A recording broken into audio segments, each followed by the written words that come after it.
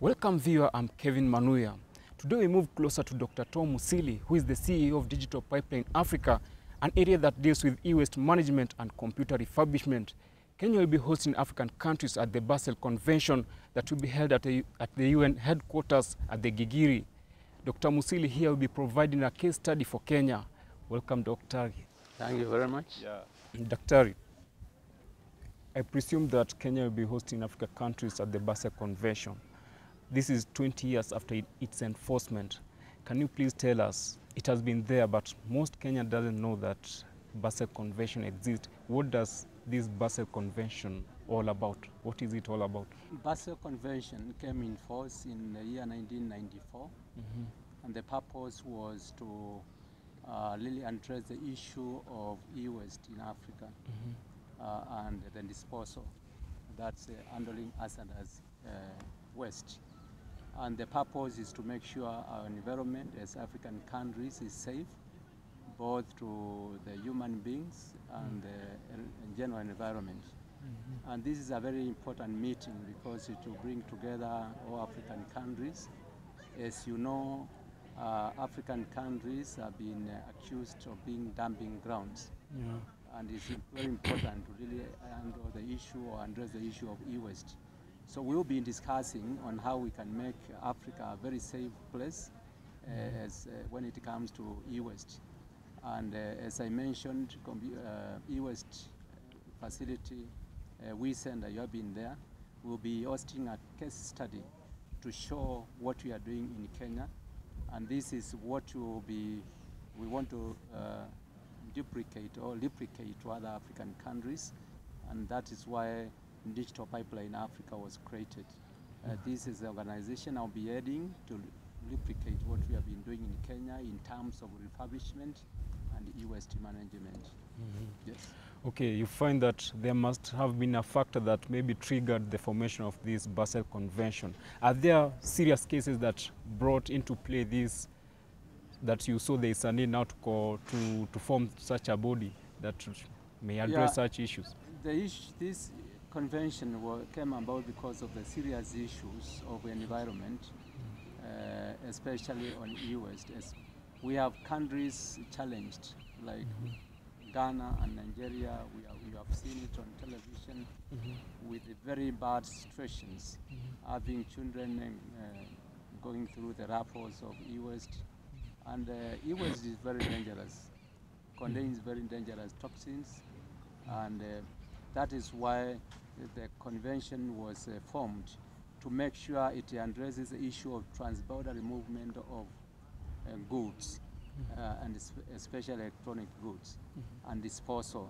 Transboundary means moving across the borders, either from Europe or within the continent, to make sure whatever comes as import and export is thoroughly checked, that is not dangerous to the human beings and the environment of that particular country. And this is a serious case in some countries, and we want Kenya not to fall victim of that kind of exposure to toxins. And as we Center, managed by Computers for Schools Kenya and Digital Pipeline, we have other partners like Computer Aid and Close the Gap from Belgium. We are making sure we have zero dumping in this country. And as today you witnessed, we are giving computers, schools refurbished computers. At the end of the life, when they become obsolete, we are able to get them back for recycling and make sure they are not dumped anywhere in the rural or anywhere in urban. What if these European countries find another way of, maybe another tactic of dumping in Africa? We find that Africa is growing as a market of electronics nowadays. We have those electronics that are coming into play. You find that maybe they are outdated, but they are being imported to the market, but their lifespan is going. Is it another tactic that these people will use to dump their e-waste here?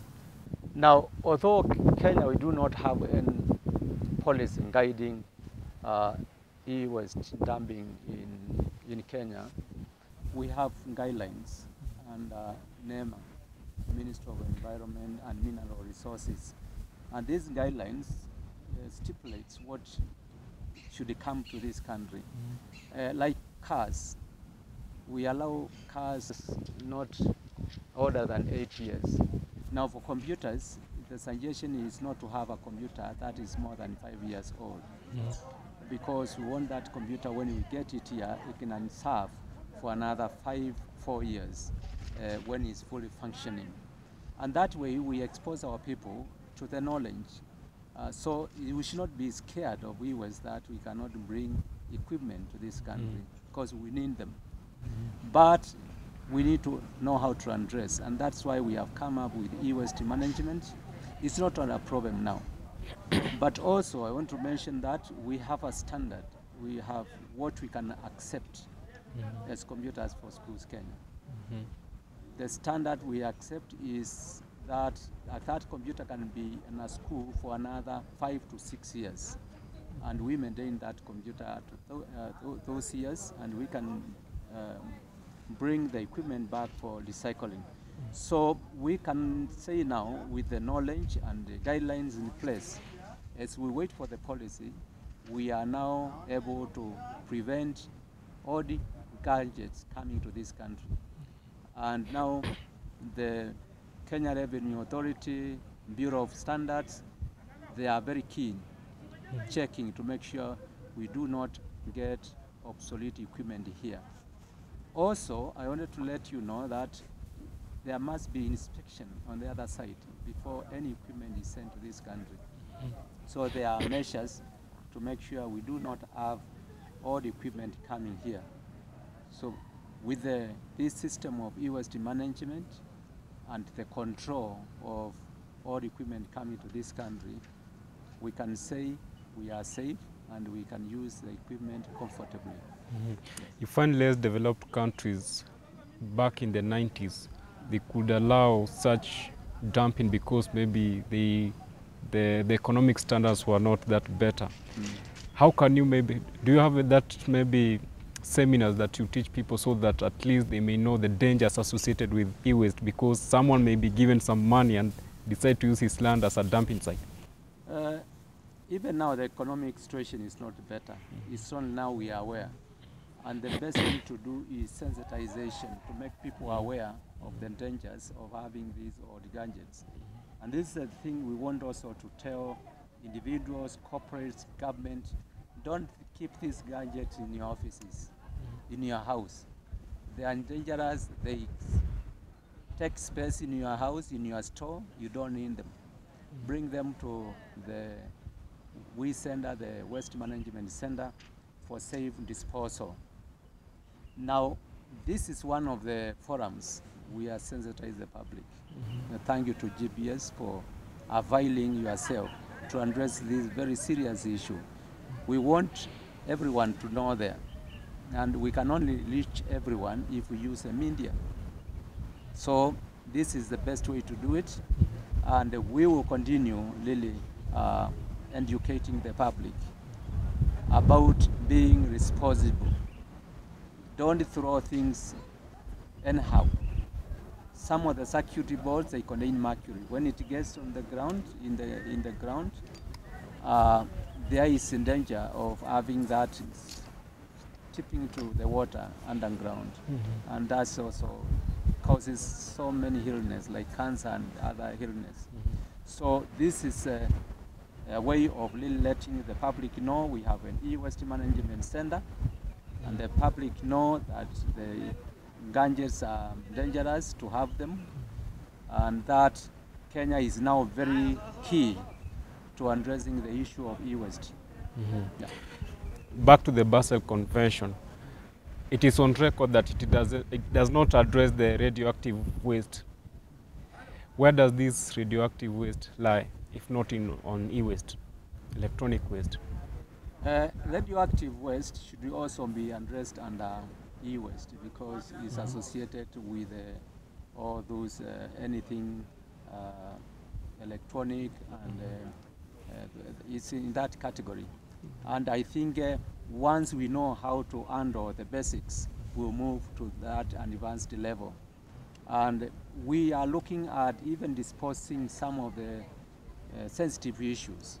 like X-ray fumes in hospitals. We have a machine that can destroy that so that they are not burned and they are not thrown away. We also have a machine that can also handle wires. You know, you have to burn the wires to get the copper. Yeah. We have a machine to strip the copper from the plastic.